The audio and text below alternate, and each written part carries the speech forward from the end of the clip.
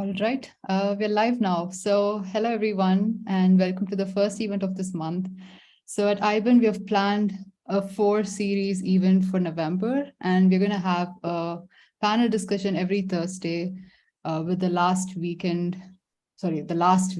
Thursday, being an in-person event in Delhi. So anyone who's around Delhi, do join us. And folks are going to be flying from all over India to Delhi for this particular event.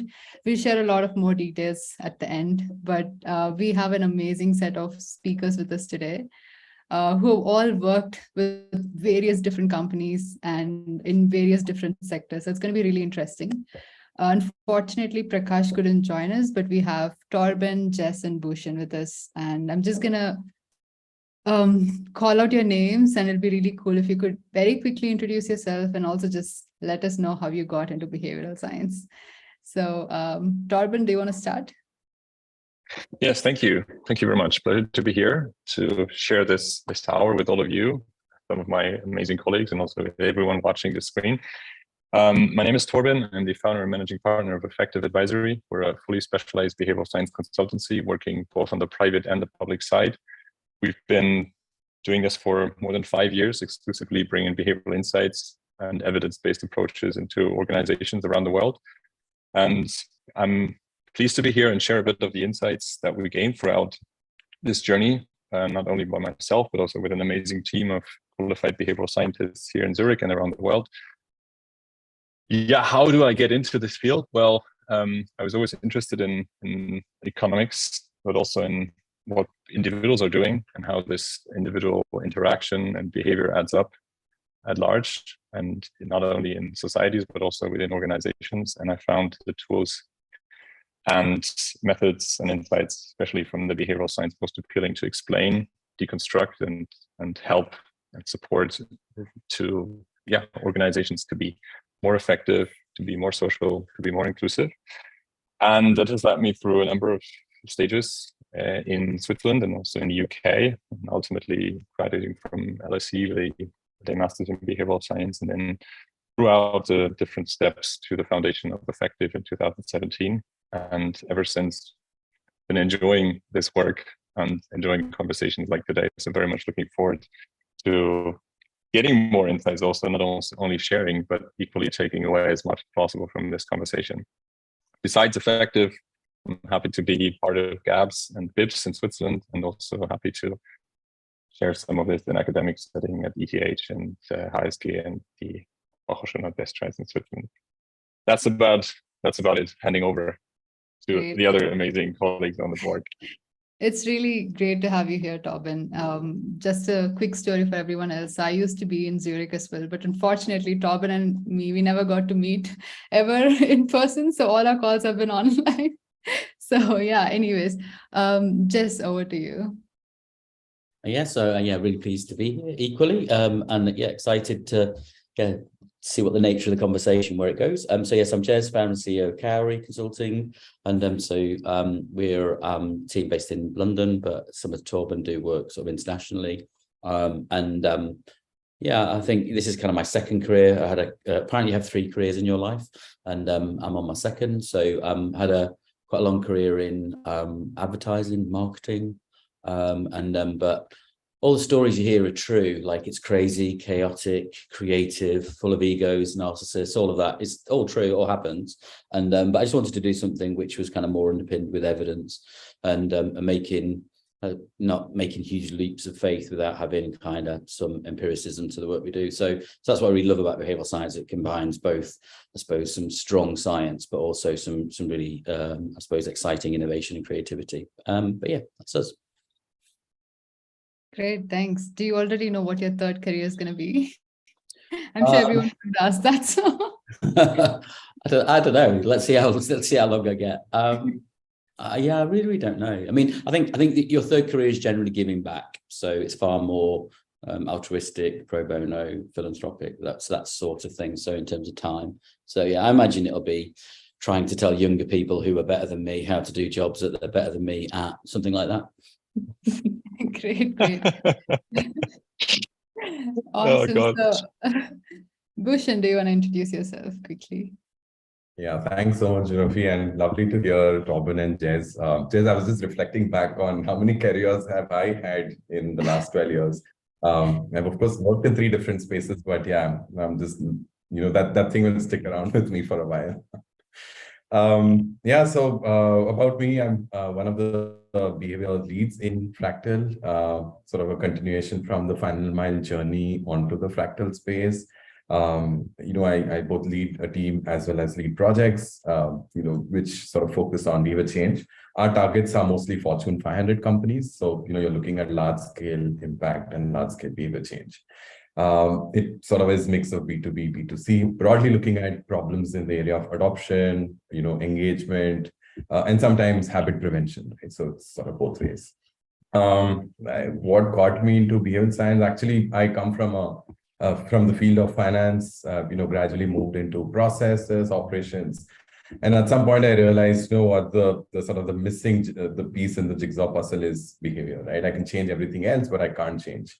And that's when in 2015, I started small. I started in a manufacturing setup where I was trying to understand why the efficiency of, a certain department was sort of slacking, right? And it led me to the behaviors of the workers, and that's where it started. So in the 7 years, what Torben said, the type of conversations really, that's that keeps me energized every morning. Understanding how people are making small decisions, what's going on in their minds, what mental models, what beliefs, etc. That's about me. Yeah. Thanks. I'm looking forward to really hearing from Torben and Jez. Heard them in different platforms before, but yeah. Yeah, it's really nice to hear everyone talk about behavioral science and have so much enthusiasm for the field, right? This is one of those areas where people work and are actually super, super passionate about what we do. And it's honestly just so much fun and really exciting to work every day. So yeah, really, really happy to have this conversation with you all. All right, so we did ask folks if they have some questions that they would want to ask the speakers. And we actually came up with we got a bunch of really interesting questions. So I actually like to start with one of the questions that we got. So, how there's a lot of chief behavioral officers and behavioral science units that are being set up within companies. And I thought it's very relevant here, given that you're all consultants, right? I'm a consultant too. And we've all worked a lot as an external consultant. So it's really interesting to see how an in-house B unit versus a consulting organization would work. I think there's a bunch of pros and cons. I would just like to hear your thoughts on it. I mean, anyone can start, anyone who's interested. But yeah, basically just, what do you think about it? Do you think do you have a preference? Would you recommend something? How would you ask a company to go about with this?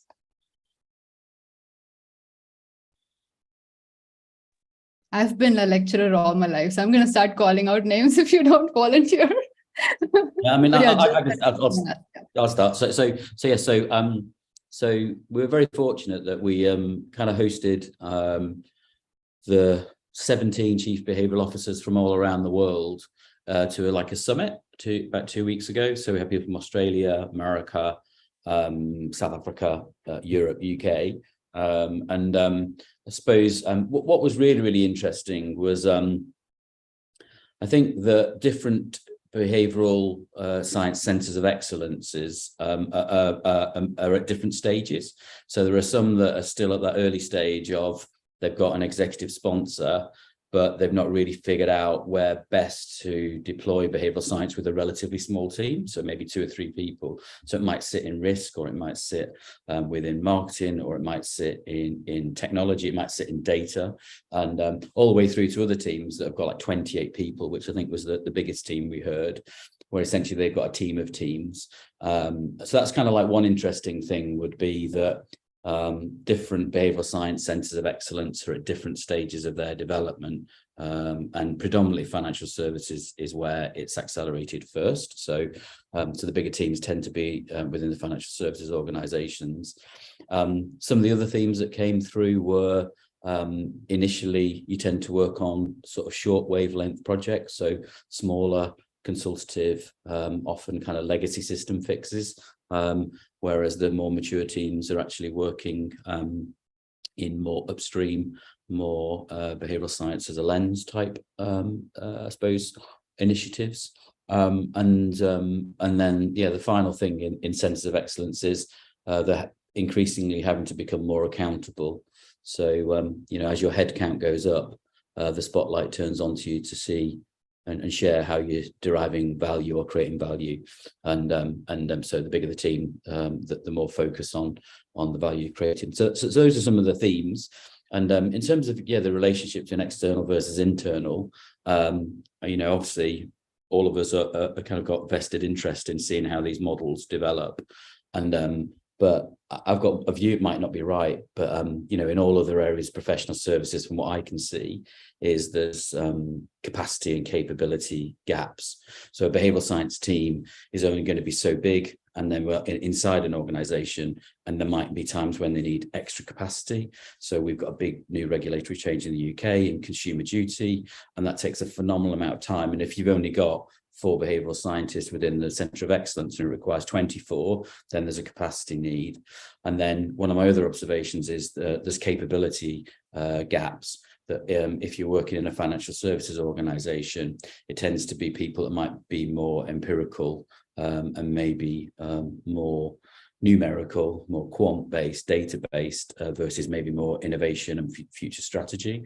So design thinking and innovation seems to be a gap that I can see currently in some of the behavioral science hubs. So yeah, so I think, you know, there's always going to be a capacity and a capability gap, and that's why external consultants will be required. As to how much, when, how, I don't know that, but that's kind of my view. But over to the other panelists, I guess, to either challenge or agree or come up with something far better. Does someone else want to add something there? I do have some follow-up questions, but maybe we could go to that after.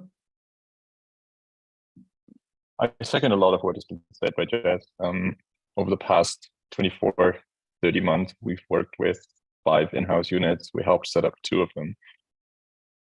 We see an emerging pattern that many of them start small and they pick a certain area in which they work on and they run a couple of trials. And luckily, at least the cases we've been involved in, I can only speak for them, they turned out to be success.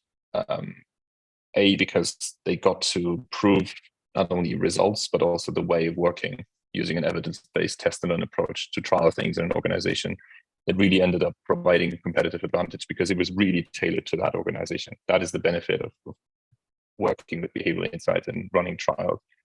And that has then helped these teams to scale up and to go outside of the scope they were initially working on into other areas of the organizations. And that, I think, is a very smart approach. And that, again, as Jez has said, requires at various stages external support, in the setup, in the scaling, and then also in the dissemination of the insights. I would say that external teams like ours and all the people on this call and beyond this call, we have seen a lot of things. We know what works in organizations, and we can provide a helping hand in setting things up the right way, to disseminating the insights the right way. And also sometimes it just simply helps to take an outside perspective and call out things that people closer to in the organization or closer to a matter are simply not seeing or aren't potentially able to communicate in the same way. So I guess there is always a very fruitful interaction of having insiders and outsiders. We know certainly less about the organization. So here's the organizational contextual knowledge that is required. We are able to bring in some expertise and methods from the outside that may not be inside the organization. And this combination is, in my opinion and experience, the most fruitful for a successful scaling of behavioral insights in organizations.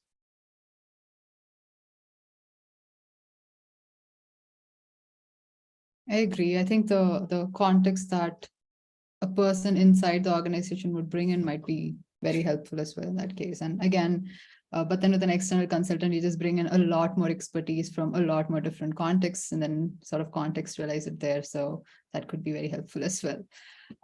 Bhushan, do you have something to add?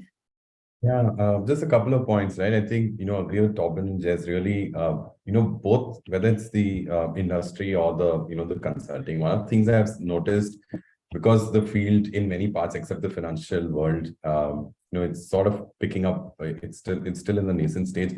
So in a way, both both of these practices are really seeking sponsors from the top, right? Saying, hey, can someone support us till we get to, and that's why there is this cautious approach. People want shorter projects, but quicker impacts. And that's when the trust is building. So I think we are in a way, the trust building phase in most industries, except for the, maybe the finance or the insurance, or maybe to some extent in the, in the risk space, right? I think most of the others are really trust building phase that they are in. I think the other bit was, just on the, traditional consulting, one of the things I've noticed is people don't have their skin in the game, but I've noticed in behavioral science, people want to have their skin in the game, right? Whether the client allows or not. But that's something I've sort of seen, and that's great because you are sort of able to match that energy that a typical person within the, the client side of the industry would have, right? Of course, how much of that is, that converted, that's secondary, but that's the second sort of a similarity that I noticed, two similarities really.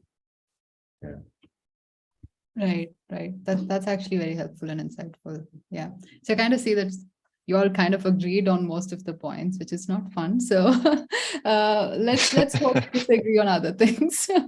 Anyway, so this is again, we have a lot of folks who are behavioral science enthusiasts, who are recent graduates or students who will be attending this session. And a lot of these folks kind of want to get into behavioral science as a consultant, often with various corporates, right? So just so they understand how things work, maybe we could start with Torben, let's say. So can you share how you generally work on a particular issue? So let's say an organization comes with you with a particular issue. What is sort of the steps or the process that you follow to find your answers for that issue? Very good question, and thanks for asking me first. We'll find out if that's a good or bad thing in about a minute. We follow a process that we've developed over a couple of years, and we've trialed and we've tested and refined, and we call DRIVE today. 5 steps. There are other frameworks around that you might know. I guess Jez and Bhushan, you also have a framework or a procedure in place which work. For us, it's DRIVE. It starts with the definition of a problem or a challenge in a behavioral perspective. That means we try to really understand what the challenge is, and we try to identify the behaviors that the client wants to see, and this can be a public organization or a private organization, that we ideally want to have as a result of our process, as a result of this project or this idea that we put forward to solve the challenge the client is facing. And interestingly, most of the time is well spent in this first step, as it is key to really understand the problem. Many organizations have an idea what the problem is, and they try to get a solution in right away without fully understanding and fully taking apart the problem in a behavioral perspective. Once we understood that, once we've created a roadmap, and once we have defined what the priorities are, not only in terms of strategic priorities, but in terms of stakeholder management, in terms of ethical dimensions, and so on and so forth, we start a detailed research phase, the R of DRIVE, meaning we look into the actual behaviors today. If we previously defined where to go, we need to understand where we are today. We need to know why this happens, so behavior and context. And we look into previous academic research. We try to find pointers, what other people have found out, and what we can use in order to design an intervention, the next phase I, in which we design, select, prioritize interventions, basically change things in the context in order to bring that ideally defined behavior closer to the real behavior, or sorry, the other way around, the real behavior closer to the ideally defined goal. And then, most important, step 4, we validate if this idea that we have is also really changing behavior in practice before we execute it at scale. So in short, understand the problem, research the behavior as it is today in the context, making sure that we take into account as much insights that have been created both in academic and best practice cases before, create the interventions, and then validate if the interventions are really holding true in practice. Cool. Just one follow-up question. So how do you come up with relevant interventions? Is it just like a brainstorming session? How does it actually work? It depends the context. Most of the time, we know quite well from the research phase where to start, because most often you see low-hanging fruits, hotspots in which the target group is always paying attention to, or always showing certain elements of friction where we can make things easier or more attractive. Or we see from other research, from previous case studies, where what people have tried and what has been successful, that we use as pointers to do the interventions. And then the two things together, so the best practices in other contexts and the research of a specific context, these two things are the best starting point to create it. The actual doing is a creative process, is brainstorming sessions, is a lot of going into the context, understanding, seeing if it works, piloting, creating artifacts, creating things that change it and see if it works, and then running the trial. Right. Thanks. Yeah. So I constantly tell this to people that behavioral science is like an art, but also a science, because it's a lot of creative work. It's a lot of thinking. It's a lot of imagining and deciding when you stop and how much you dig in. It's the same with the painting, right? Technically, I can just paint a single line and say I'm done, or I can go on for days and hours and years and decide when I'm done. And it's sort of similar with human behavior, because you can dig in as much as you want to. Bhushan, can you tell us how you decide where to stop? Let's say you're trying to figure out what is happening in the background. When do you decide, okay, this is good enough to go ahead? And how did you learn how to get there? The easy answer is when the money goes dry, so you stop there. Good answer. Yeah, I think, of course, with human behavior, there is really never a stop, right? Because we speak about creativity, infinity, and, there is really no stoppage there, and human mind is capable of that. But that's where, you pull in certain principles from design, right? Design thinking. It talks about quick and dirty, right? Instead of perfection, right? Perhaps art talks of perfection, design talks about quick and dirty. So you borrow that, hey, you know what, let's get this started and see how that responds to. You may not get you typically, pretty much nobody gets the 100% response on any of the behavior interventions, right? But can you move, say, from 0 to 20, 0 to 50, right? That's really what we're looking at.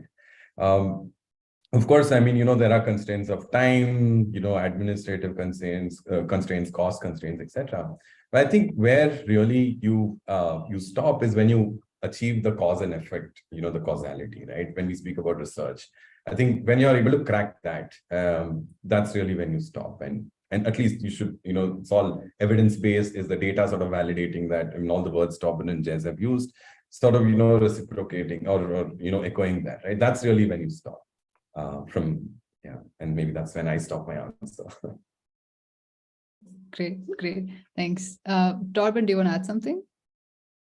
No, I was really curious to hear the answer of Bhushan on this question, because it's hard to stop. No behavior sits in a vacuum. You can continue to research what is really driving the change. I think, as you correctly pointed out, once you find let's say, a sufficiently large effect, a sufficiently large improvement of a situation that is valid, not only internally in the experiment, but also externally, that is really scalable, that's a good moment to stop, or at least a good moment to pause and reflect and see what else can be done in a different context or in a different intervention. But as we know, unfortunately, most often time or budget constraints are the real stopper, because we can go on forever. I mean, even this conversation about when to stop can go on forever. So I'm going to stop and see what Jez is saying on this. Yeah, just do you have something to add?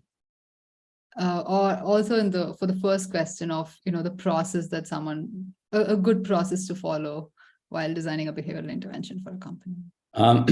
So I think quite a lot of behavioral science in the last decade has focused on essentially sort of eradicating a problem in an existing system. So it's kind of looking at a system, trying to understand why the behavior isn't being exhibited, trying to design interventions, sometimes multiple, to get people to fully embrace that, such that, yeah, it's kind of a more sustainable, positive behavior. And but the system already exists. And so that's all the work we've been doing. So using behavioral science, I think Michael Holdsworth talked about it as a tool, essentially to fix broken systems, or maybe systems that aren't realizing the potential. And that tends to be diagnostic, design, interventions, prove, and then as the guys are saying, scale. What I think we're starting to get into is really, really exciting space. For lots of reasons, is in the innovation and future strategy space. And I don't think behavioral science has really been allowed to move into that space because it needed to prove itself. So, no one's going to say, look, how can behavioral science enhance, augment, drive the future strategy of the organization, and work with McKinsey or whoever to try and define that. No one's been asked those sort of questions. Certainly we're not, and I've not heard anybody else doing that. I think McKinsey have been asked those questions, but I don't think the behavioral science kind of team or the behavioral science community has kind of been embracing so much that. So actually, I think innovation is where it's at, and we're pretty excited by that, because when we've looked at innovation processes, they tend to lack science and empiricism. So, Torben and Bhushan talked a lot about essentially test, learn, adapt, etc. And but a lot of that is done on like huge leaps of faith. So we're going to get our future trend analysis team in, the futurists, and they're going to tell us that everyone's going to be living in meta, and essentially everyone's going to own NFTs, and everyone's going to be transacting with crypto. It's going to happen in 2025, and you need to invest, I don't know, 2 billion into this platform. I mean, I've seen it, heard it. I'm old enough to have been through like 3 decades of maybe kind of that type of kind of hyperbole. And so actually, I think behavioral science can add quite a lot to go. I don't think people are all going to go to the metaverse in 2 years' time. There might be some people that are quite young that are enthusiastic about it, but as a business opportunity for you and your business, which has got quite a mature kind of customer base, essentially it's going to be a late adopter market. So we don't need to go into that. And but when we do go into it, there's a series of steps that we've observed before about what changes late adopter behavior and what the levers that allow them to do that. And so let's go for third or fourth mover advantage rather than wasting a lot of money on first. So those are the type of discussions now that I think happen. Like, we're going to develop a new product. Okay, well, let's bake behavioral science in from first principles. So there's friction in the existing system, if you like, which is that no one's taking advantage of this new opportunity, but they don't know about it. So there's nothing to push up against. Essentially, it's about the research, as Torben talked about, and Bhushan, to identify kind of what the opportunity is in using behavioral insight terms, because people haven't, maybe experienced what it is that you're putting in front of them. So I'm like, as you can sense in my voice, I'm like super, super excited, because currently we think there's like anywhere between an 80 to 60% innovation gap. So many innovations fail because they don't have behavioral science baked in. And have we got our process right in innovation right? Not yet. But what we do know is a lot of behaviors, well, all behaviors are context dependent. So thinking about the context in which innovation is created and also delivered is like scientifically is super exciting. So I think we've all done a great decade of work in terms of identifying processes to, use it as behavioral science as a toolkit, but really excited at like future strategy and upstream thinking behavioral science. Yeah, thanks for that, Jez. I remember some conversation recently around using behavioral science for metaverse and how important that is. So I think behavioral science is just going to be relevant irrespective of where we end up, whatever future we end up in the next few years. But yeah, thanks a lot for that. There's this question from a very frustrated economist who read up about behavioral science and realized that behavioral science claims that a lot of these classical economic models are not correct. And she wants to know why we have this completely different models rather than integrating behavioral science in classical economics. Why is behavioral economics different from classical economics, and why is it not integrated together? Does someone have an answer for that? I know it's not very corp related, but just found the question interesting. I don't have an answer. I have some thoughts on this. Let's try to make an answer together, maybe. We try to use the term behavioral science, and we say behavioral science is a melting pot or an intersection of a number of different sciences. It's a social science discipline, and it's driven by experimental economics. I deliberately don't say behavioral economics. I say experimental economics, behavioral and decision sciences, neurosciences, and a bit of sociology and a bit of whatever explain, even biology, whatever explains why people are doing what they're doing, and whatever explains how we can change that behavior by deliberate and ethical interactions with context. Okay, that's why I don't try to even enter the conversation what this model has gone wrong and why this should be changed and why we need a different label for that. I think in the end, this is all theory, and theory is like a map. You need to abstract, you need to simplify to help it organize complexity and help you navigate complexity. If a map becomes too detailed, it's no longer a help, because you need a map to navigate the map, and so on and so forth. So of course it's a model, but models are beautiful if they're simple and they've got something to tell us about reality that we need to have, that piece of information that we need to have to navigate reality in this moment. And so I do agree that many people have had long, extensive conversations about how things should be branded and how things need to be labeled in order to position and go alongside each other. For me, it's not a matter of label. It's more a matter of picking the right model to explain the right situation and to ultimately help an organization make sense of that situation for an improvement in the future. So I know I didn't answer the question precisely, but these are the thoughts I have to share on the discussion around sciences, economics, experimental, behavioral, and so on and so forth. Yeah.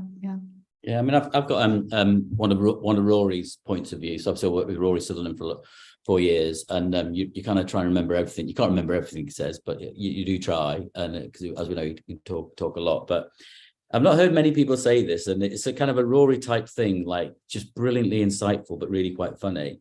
And so you might have heard of this. So excuse me, panelists, you might have heard Rory talk about this, and it makes me, this is Rory. And essentially, it just says, in terms of how kind of the sciences stack, essentially you start with maths, and then you have physics, and then you have chemistry, and then you have biology, then you have psychology, and then economics should sit there. Economics should stack on top of psychology and on top of biology. But what the econometricians did, I think, in like the 80s, essentially they took economics, lifted it up and put it all the way somewhere between physics and maths, and forgot about the chemistry and the biology and the psychology. So I think it's just a genius insight and funny from Rory to say that essentially the presenting economics as like a quantum physics, is just not true, because obviously biology, chemistry, and psychology come first.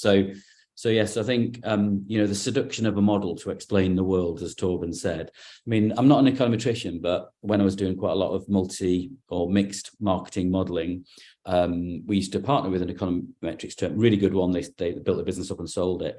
And what was really interesting about econometrics, it's really, really good at describing the past and bloody awful at predicting the future.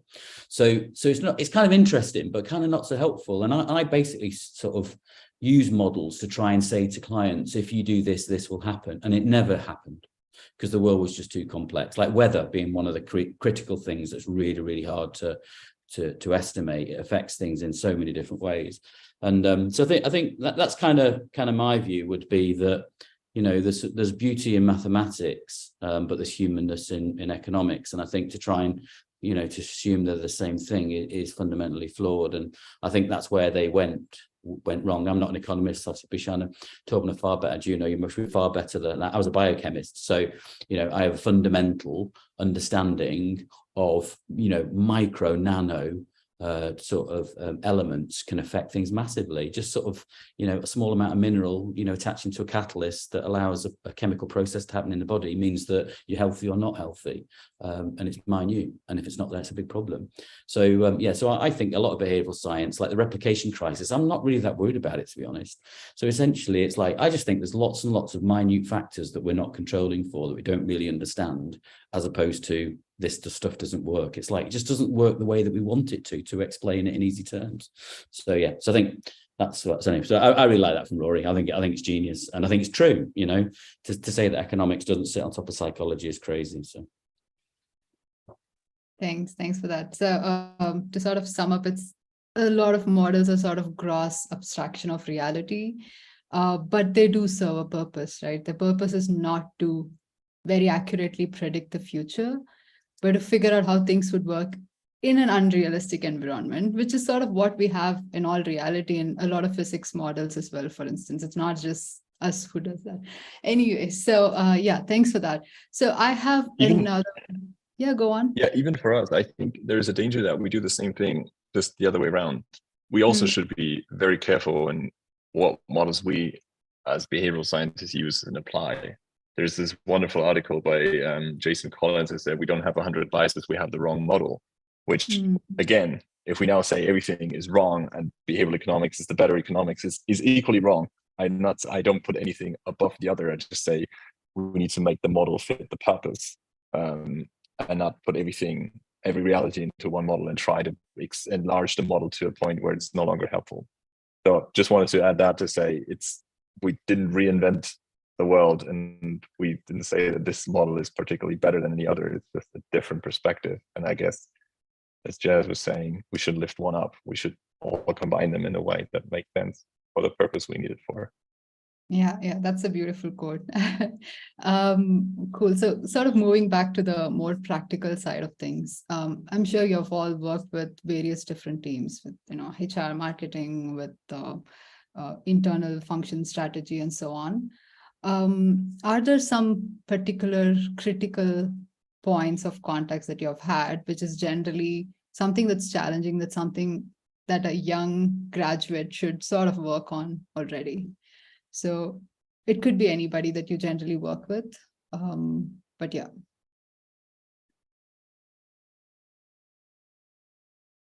Or maybe like an anecdote. I'll jump in. So I'll do a quick one, and then that gives people a bit more time to think. So the common problem in the corporate world is we're solving business problems with behavioral solutions, but the behavioral scientists play back the behavioral solution in behavioral terms. There's nothing wrong with that in isolation. So for example, everyone kind of does a lot of work in contact centers, like we do a lot. I'm sure you guys have done quite a lot. And so a classic one would be great. What we've managed to do is lead to better conversation, and we've reduced average handling time by, 14 seconds.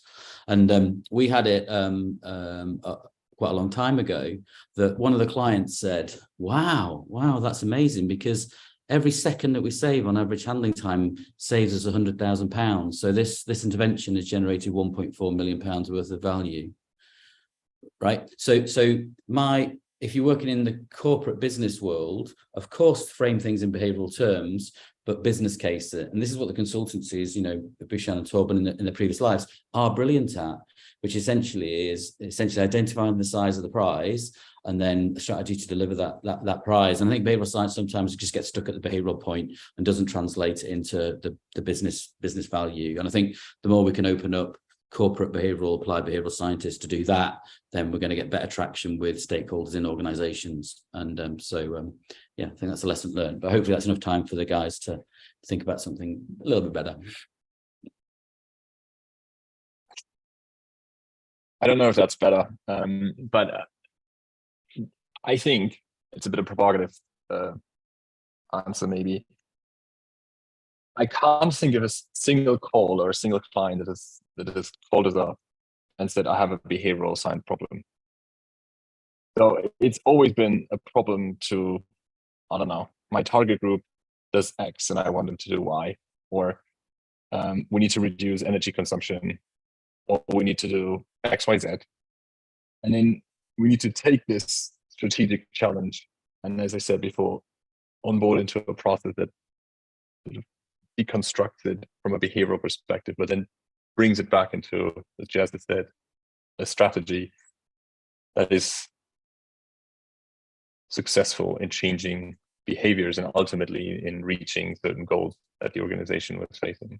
It's hardly ever been a behavioral science problem. And to back this up, Robert Cialdini has famously said, if behavioral science would be an organization, it would have an amazing R&D, but a really bad shipping and marketing department, which is so true because we're so good in creating insights, but we need to be a lot better in the future to communicate these insights and show the real business or the real policy impact, which are wonderful cases. We just need to be a bit smarter in this last mile. Right. Thank you, Torben. Bhushan, do you have something? Yeah, just extending the thought that Torben had, right? That, none of the problems ever that are communicated are ever termed or framed as a behavior problem. And that's sort of our expertise to convert that, right? In fact, furthering that thought, what I, also felt is that you don't have to be in a behavioral science team or a behavioral science consulting to do behavior change, right? You don't need to wait for it. You could be doing it sitting in a marketing department or sales or a purchase department or warehouse, right? And you could still be doing a behavior change, if that's sort of the mindset and the approach that you have, right? Because as soon as there are two people, there's one person, there's some dynamic, there's a decision making that's going on, and you can intervene. So what that really does is it expands and opens up opportunities beyond just what is visible, right? And literally everything can then be your play field. So yeah, that's one thing I want to mention. And of course, like Jez mentioned, time, the element of translatability, I think that's a big problem, I think. And that's where, having more experience with sort of the business spaces really helps, we build that translatability. Yeah, thanks. So something just to add on to that, something that I've experienced personally is that a couple of years ago, when I have a conversation with someone I'm consulting with, and I throw in some behavioral science jargons and then, explain it to them, they would look lost. But now it sort of seems like people have read all these books and they kind of know all these jargons so well that they're like, oh, are you talking about availability bias there? I'm like, yeah, I am. So despite you trying not to use the jargons, like people now know all these terms. And I don't know if it's a good thing or a bad thing. It just makes communication so much easier. But then I assume the value of your work might not be as valuable as they would have perceived it earlier on when they had no idea what was going on.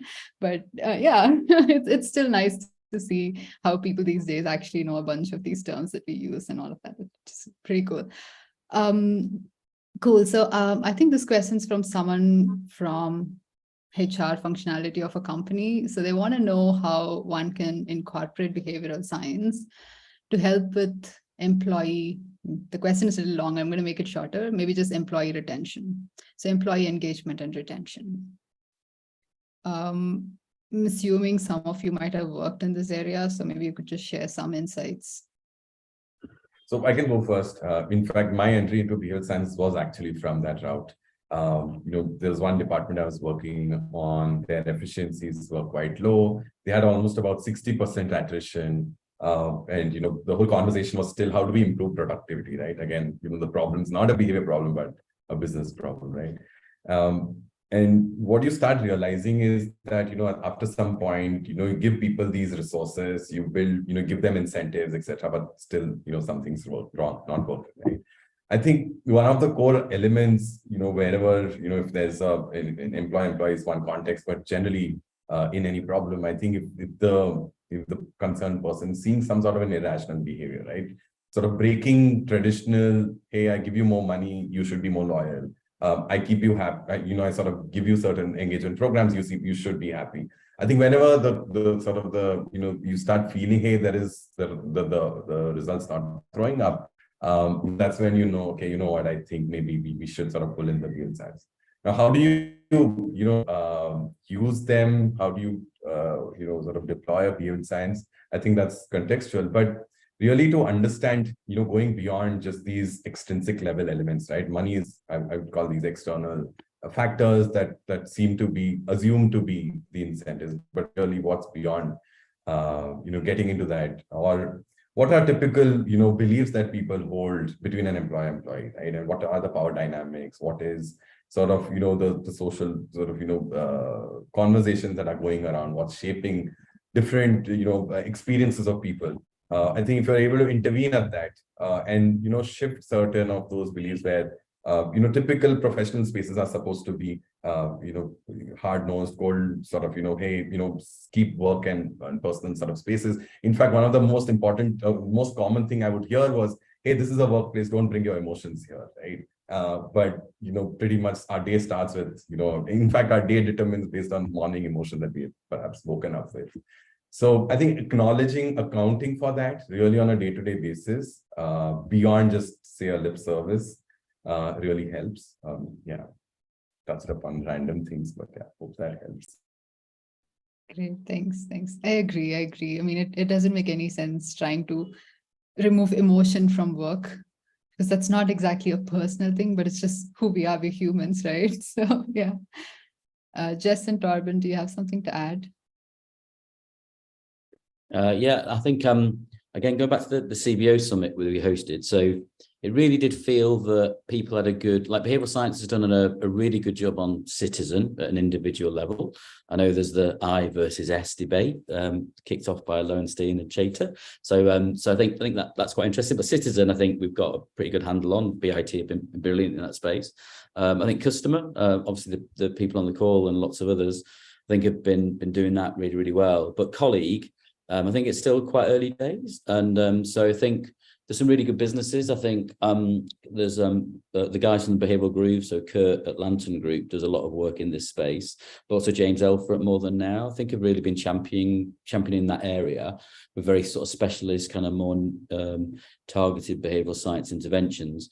My experience and observations are that it's really, really hard in that space for lots of reasons. So I think the critical one is like measurability. And I think that, experimentation on, some of the environments that we work in on citizen and customer are a bit easier.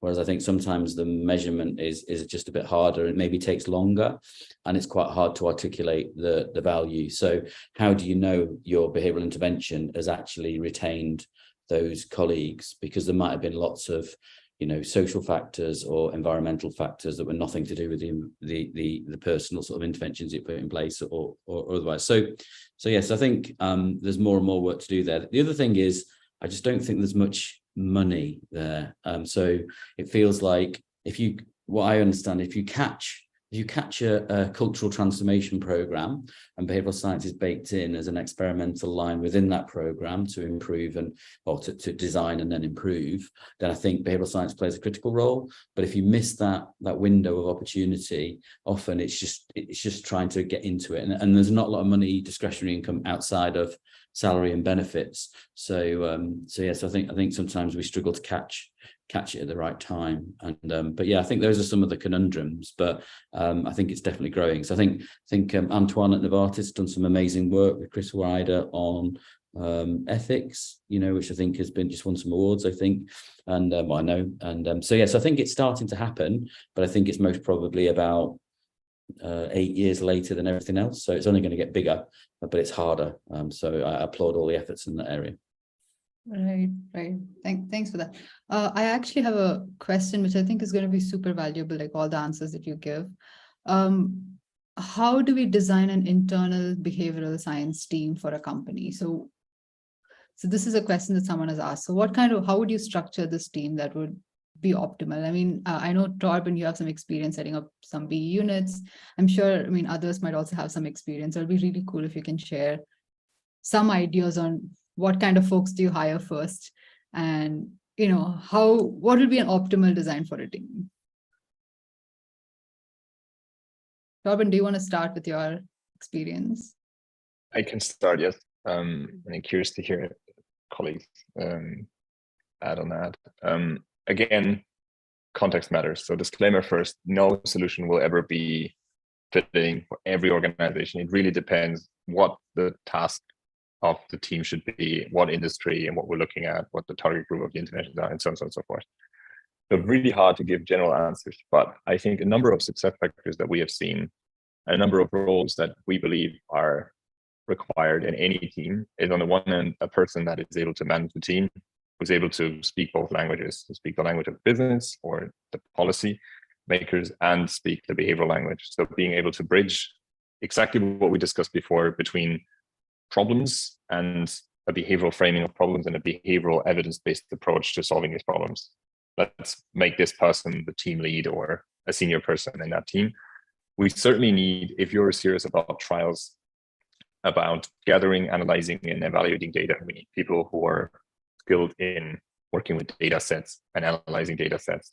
These don't need to be PhDs and statisticians with 10 years of experience, but it needs to be people who can work with R, Stata, or any statistical software, and who are able to not only put data into this and get reports out of this, but most importantly, to then identify the takeaways from the interventions and what needs to be done. So again, boiling things down, analyzing it in a statistical or behavioral and science-informed way, but then also feeding it back into the organization, saying, okay, now we know that there is a statistical significant relationship between A and B. What does it tell us? What do we need to do differently in the business? And then third, what we have great experience with, what we've invested in, and I know that Jez has done so too, is it needs a good design to either create interventions, artifacts, physical or digital design. We often work in digital environments, so the end result is a changed app design, a changed website, a changed digital interface. So people who are able to translate these findings into design, and people who are able to translate findings into designs that C-level execs can read and understand. These are the three core components, I think, that needs to be in every team. And then depending the organization, depending the task, depending the work that is performed by the team, there will be other functions that need to be added to this core. But that's my 2 cents. I'm happy to hear what Jez and Bhushan has to add to this. Okay, so it's basically a team lead who's sort of fluent with the language of business as well as behavioral science, an experienced person who can experiment, and designers and folks who can give inputs to designers, right? And the quant people, the people that can run the design, run the interventions, and are able to perform a solid analysis. Mm-hmm. Okay, cool. Jez, Bhushan, do you want to add something there? Yes, I think one of my observations is, because we've been in discovery phase, B-size centers of excellence have kind of grown organically. So one of the things, again, that we were talking about as some themes would be that, if you're going to be hired as a head of behavioral science or a chief behavioral officer, it's not good enough, I don't think, to say, yeah, I'm going to need like 2 people and let's see how it goes. So I think that's where it kind of was. I think you've got to say something like this. This is my point of view. Is behavioral science can be used as a tool and a lens. I'm going to give you a 3, 5, and 10-year vision for how behavioral science can be pervasive in the organization and highly influential and valuable. I'm going to start with 4 people and then go to 8 people, go to 12, but it's going to max out at 30. But I need a discretionary budget to bring on board some external consultancies globally in different parts of the world at different times, and then put some numbers against that to say I need $3 million, then $5 million, then $20 million, then $40 million, and I'll deliver a 5 times return on that. And if I don't, then get somebody else. I obviously you wouldn't deliver it in that fashion. It'd be more eloquent, it'd be more articulate to say behavioral science is amazing, can be used as a tool, it can be used as a lens. But what we don't want to do is grow this organically. We need to give a vision for the business. We need to validate and create a value for this within the business. We need to build people's careers. We can't do it all ourselves, and we need the help of others. And this essentially can transform our business as well as technology. Is that a vision you want to buy into? And I think that for me is the bit that's lacking at the moment. And I think it's very much an organic process rather than kind of a visionary one. And but it's starting to happen. So, I'm really enthused that we've got some amazing people either in consultancies or people on the panel, but also I think within the organizations. And yeah, I think because some of the behavioral science centers of excellence have been and gone, they've popped up in an organization and gone away. So it has happened that they haven't realized, for whatever reason, their vision. Maybe they just didn't have one. But yeah, I think that's the exciting bit. But I wholeheartedly agree with everything that Torben said. But kind of over to you, Bhushan, to put some jewels on the top. No, absolutely. I think Torben mentioned the second most important thing being the experimentation sort of approach, right? The scientific temper. I think that develops when you're not in this space of insecurity or your fear, right? Hey, I might lose my job. And that sort of is possible only when there's a authority or a sponsor behind you, backing you, is okay with your failures, right? So there is that chain of things that's going on, starting from the point that there is a sponsor, not just in terms of monetary, but also the vision sponsor, right? And then you have someone giving you that space to fail, experiment, and then get the right. Of course, again, going back to the when do you stop? And that's the authorities, I think, deep pockets. That's it. Awesome. So it's almost been an hour, so I'm going to end with one last question to each of you. What would be one advice you would give for someone who's just entering the space? It could be anything. I intentionally left it open-ended, so you can literally say anything.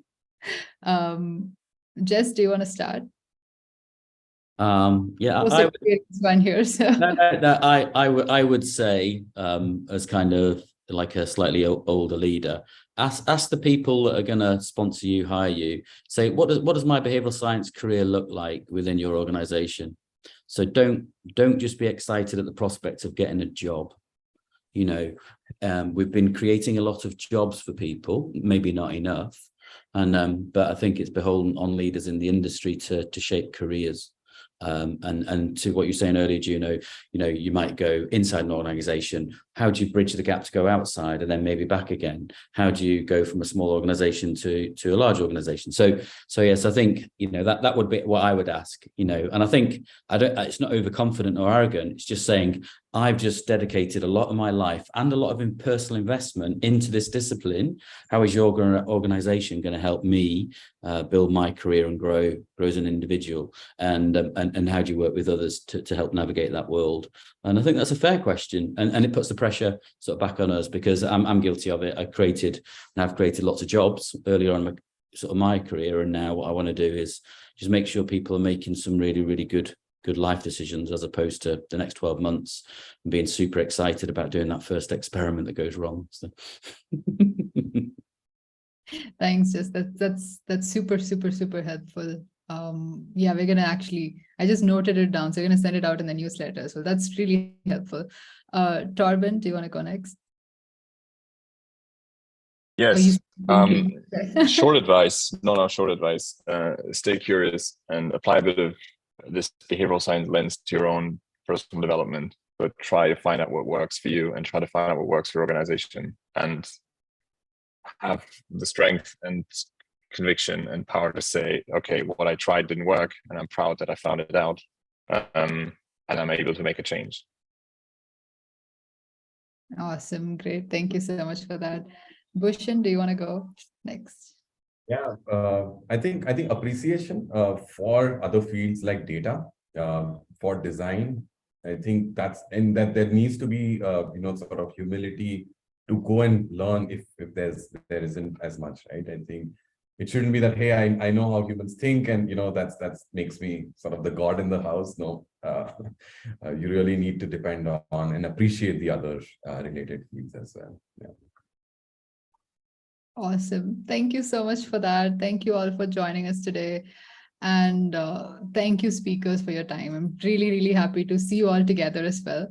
And just one quick announcement before we sign off. So I hope you can see my screen. So yeah, we have basically 4 events lined up, as I mentioned. We are in the first event. We have still 2 more events online. So would be happy to see you all there again. And yeah, we're going to have 4 speakers for each event, and we have 3 today. And I don't think we're going to do any justice to all 4 speakers, but I really hope we have some fun conversation again. And again, thank you so much for joining from so many different parts of the world. And yeah, everyone have a great evening. Bye-bye. Thank you. Have a good one. Bye.